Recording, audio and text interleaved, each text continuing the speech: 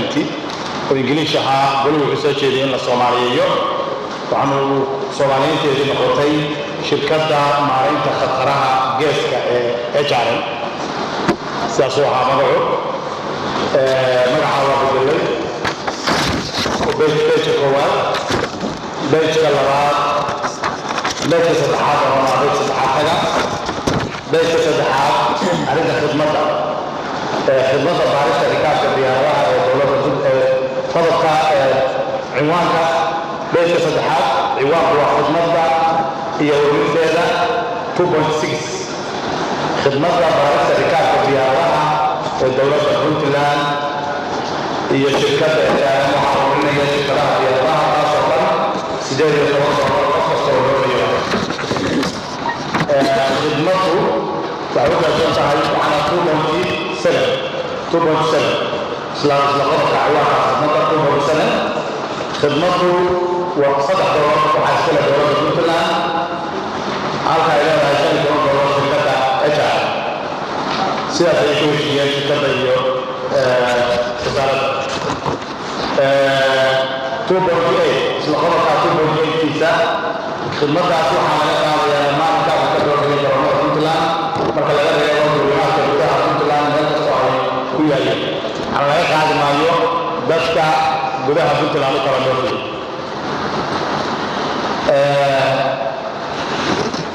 qodobka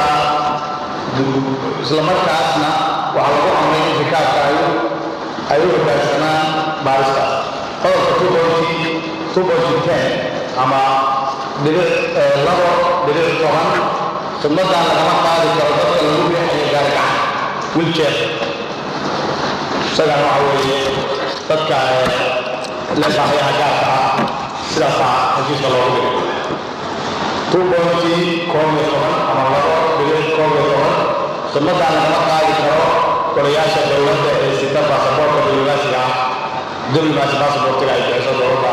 federaalka ee Soomaaliya qodobka 2.2 khidmaddan lagama qaadi karo carruurta 5 sano ka yar 5 sano iyo wixii ka weyn 2.2 qodobka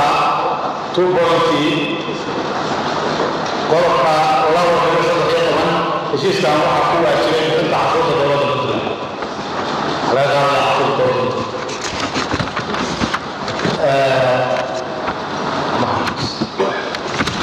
waxaa tagtaa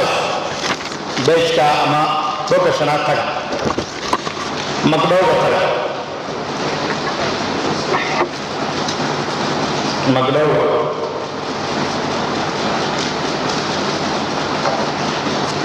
qodobka waxaa tagtaa 3.6 haddii iskala dhaco waxaa lagu kala baxayaa maxkamadaha dowladda Puntland isla magdhowga 3.7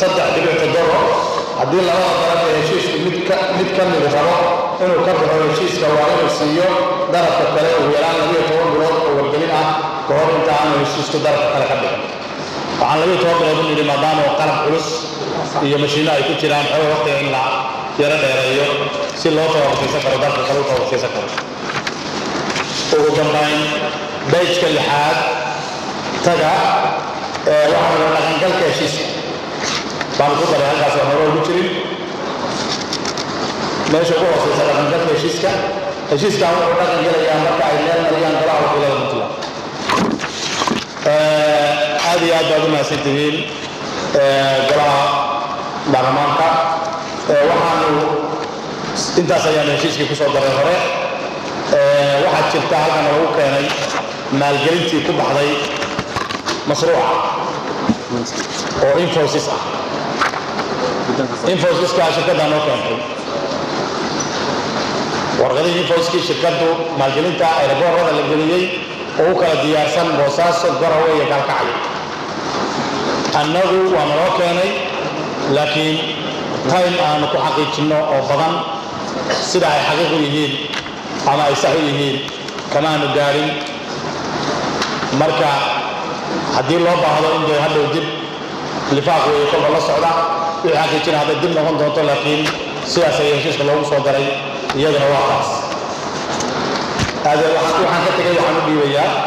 xubnaha guddiga inay بسم الله الرحمن الرحيم وصلى الله على سيدنا